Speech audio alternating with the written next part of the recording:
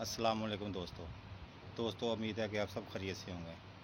आपकी खिदमत में हकीम इरफान समुंदरी कबूतर अनमोल चैनल की तरफ से आज का मौजू है कि आजकल कबूतर सूख रहे हैं और कबूतरों को ता लग रहा है।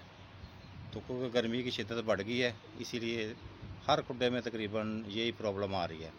काफ़ी दोस्तों के फ़ोन आए, तो इसीलिए आज ये अभी 3 बजे हैं, तो मैं गर्मी में ऊपर अपने उड़ाने वाले सेटअप के पास बैठा हूँ।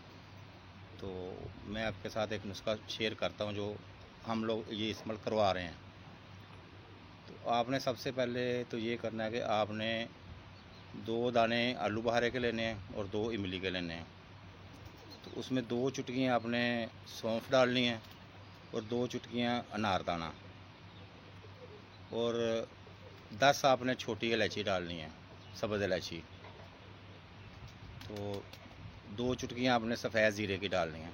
इनको आपने शाम को 5 बजे 1 कप पानी में अपने भिगो देना है, शीशे के गिलास में हो, वो शीशे के गिलास में भिगो दें।